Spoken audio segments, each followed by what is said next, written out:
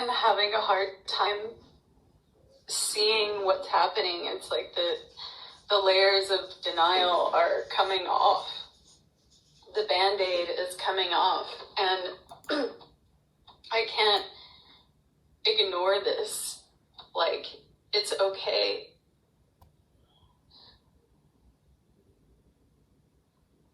Because it's not.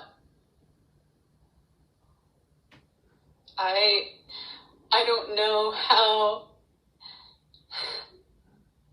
so many of the masculine structures can actually stand by and watch this happen.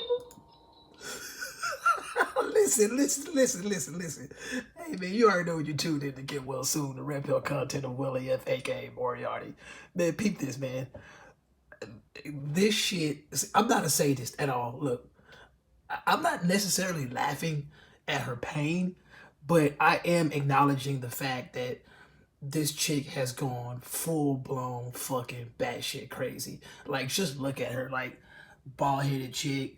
I think she's sitting in a car in a robe, like, and she's on Facebook pleading for help, which we all know that she's just grasping for attention.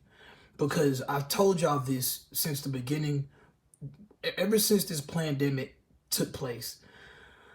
I told you guys, and multiple MGTOW Red Pill guys have said it, like, this is going to be prime time for women to realize that everything that they've done before this was literally a privilege.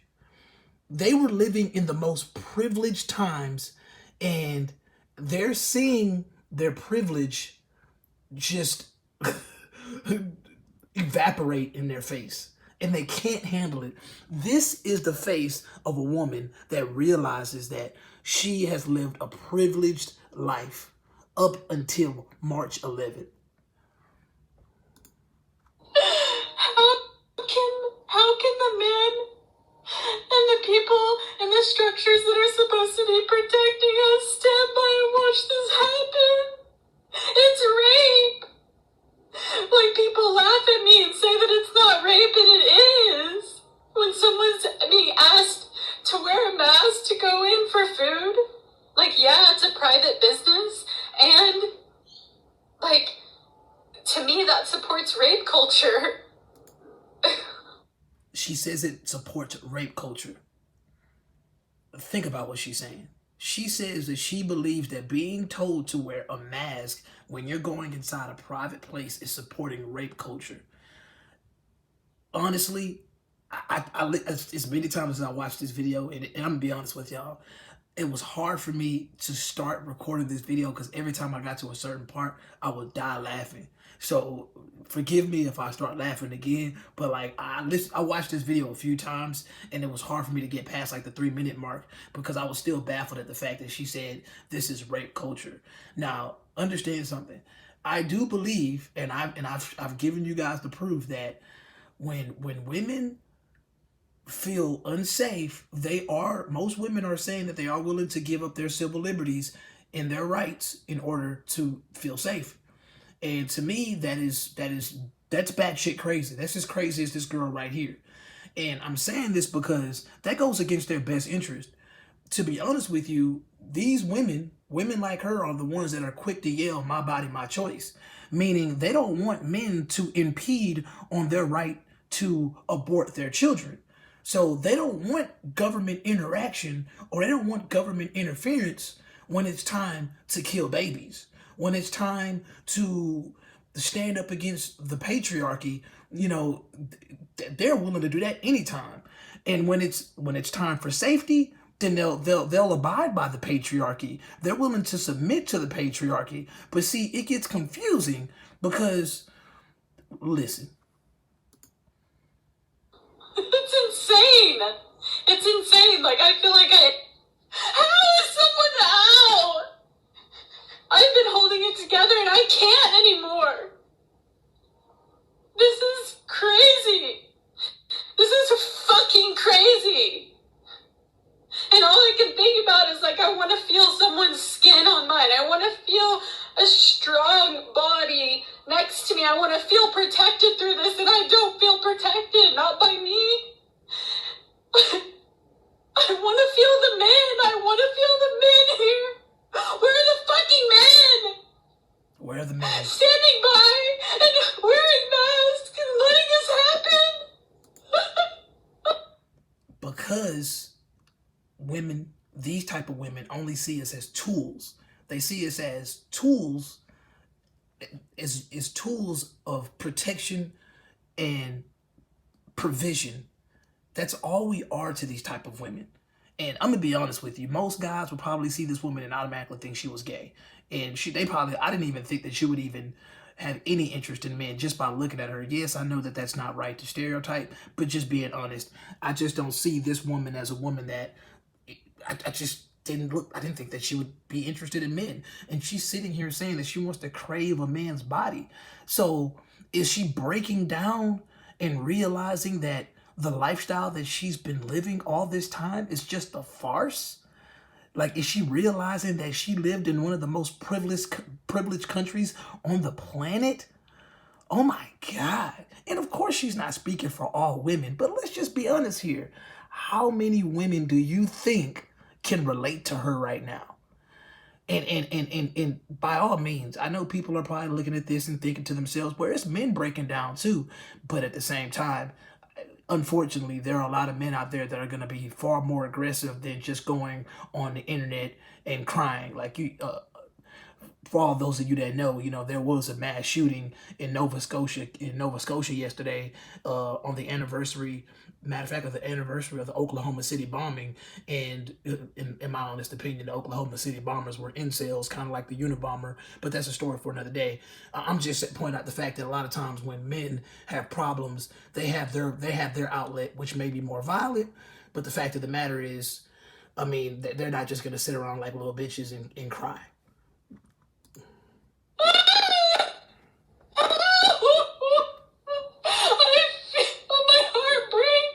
Me too. Come on. Manhandling the bodies. Manhandling, robbing, the people in the hospitals that pull babies out wearing masks. What? Not even blinking, and I just manhandling the bodies. Manhandling, robbing, manhandled right now. And we have been for a long time. None of us are okay. You might be watching Netflix or whatever the fuck, thinking that you're okay, and maybe you're okay in that wave, but... Okay, enough of this bullshit. Listen, this woman is clearly as dangerous as any man would be in this situation. And don't get it twisted. I'm not advocating for men to run around and shoot up people. All I'm saying is, lots of men are men of action. You are looking at a woman that has been disconnected from the usual digital connection that she is used to. She is used to attention. Listen, isolation is proving to be the truest enemy of women. These women are spoiled rotten, especially because of you simps that give them how do I say this? You simps have given these women undeserved attention.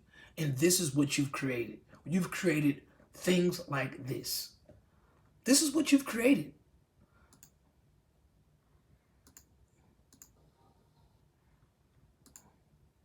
No! No!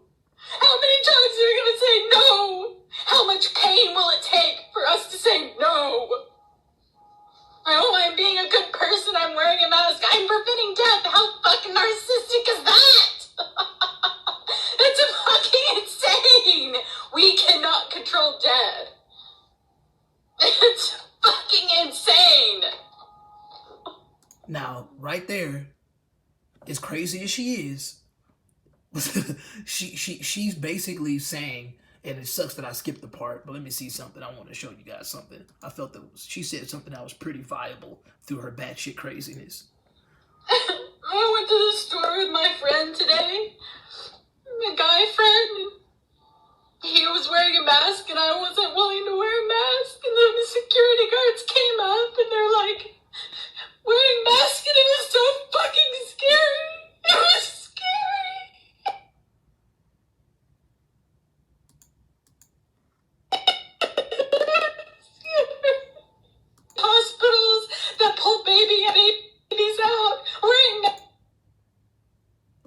understand something. What she's saying is she had to go somewhere and she was forced to wear a mask. Okay, we understand that. But the crazy thing about this is it's mostly women. It is a lot of women. It is a lot of liberals.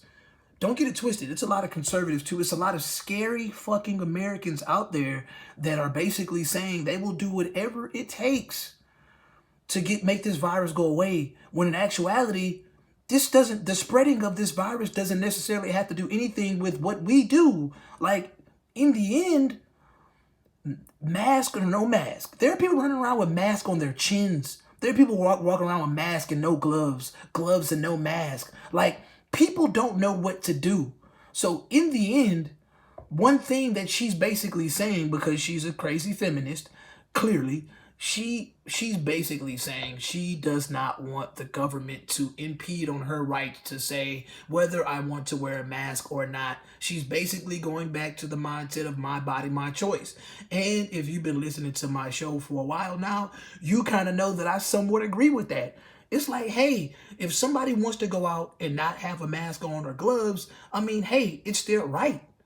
All I'm saying is if you put in rules that say, hey, you need to wear a mask, you need to wear gloves, you need to understand that you're basically forcing these new laws on people in a system where they weren't used to that. So all I'm saying is, hey, if I go into a private business and they say you need to stay 6 feet away, you got to wear a mask or gloves, it's also their right to turn me away, and I have to respect that. So I'm going to leave.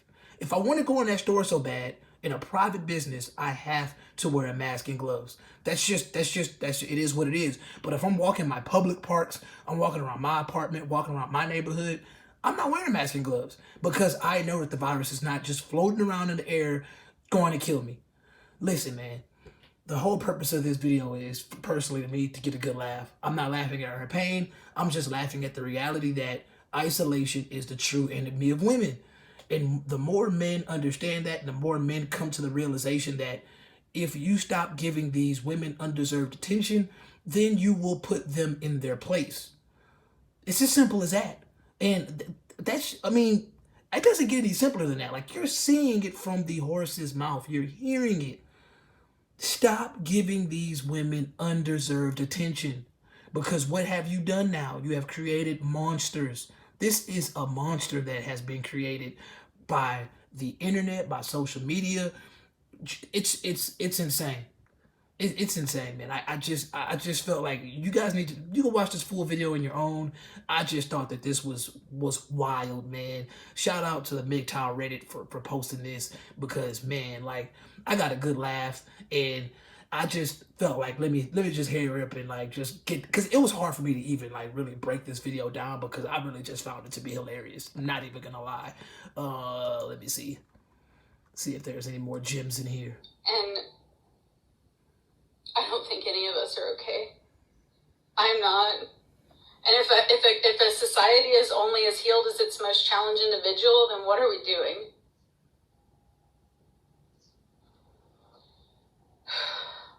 What are we doing? For me, in my conclusion, all I'm saying is we're basically seeing how fragile America is. American beings are. We're weak. We're cowards. And we literally can't do anything without our government holding our hands. And I'm not necessarily speaking for myself, but I'm speaking for the majority of what I see. And what I've seen right now in the past, since March 11th, it's been pretty embarrassing, man. Like, I'm gonna be honest with you, like, it's embarrassing to be an American right now. Like, I just look at my fellow Americans, and shout out to John LeBon, but he calls them NPC, non-player characters, meaning that they're so hooked up to the Matrix. In my opinion, this is how I interpret it. These people are so hooked up to the Matrix that no matter how much valid proof you give them of being idiots, you can't convince them. There's no convincing them. Like, they're literal sheep. Like, their minds are basically mush. It's almost like their brains have been taken out, and they're just robots now. And it's scary to see, because it's some people that I actually had a profound amount of respect for. But I look at them like I look at this woman now, because at the end of the day, at least this woman is basically saying, like, hey, man, like, I don't need you guys bullying me. in order to get me to wear a mask or telling me to stay home. Like, in all honesty, she got some points there. But at the end of the day, she ain't got to come on here crying like a little punk. Like, seriously. Like, it's pretty pathetic. But once again, I kind of expect that from women. I'm not going to lie. So, here you have it, gentlemen. Isolation. You can weaponize it now. You're dealing with a chick that is on some bullshit. Hey, man, just leave her alone.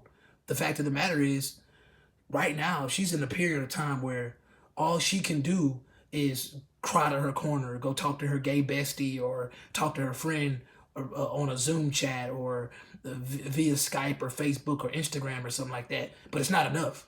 So when you go back and restrictions are lifted and we go back into a somewhat normal world, just remember, whenever you leave a chick alone and she doesn't get pissed off and it doesn't bother her, that means that she just monkey branched to somebody else. Because in the end, you know that she's not capable of just dealing with the fact that she made you mad or upset you. Like, she's not just gonna go to her corner and isolate herself and think about it. No, what she's gonna do is she's gonna go hop on the next cock, and it's gonna be it. You're irrelevant to her. Remember, you are just a tool. And isolation is the true enemy of women. That isolation is showing you the true colors of women. If this doesn't prove it to you, I don't know what will. Like, I'm sorry. If you've listened to me this long, cool, but I just felt like I needed to get this off my chest, and it is what it is, man. Until we meet again.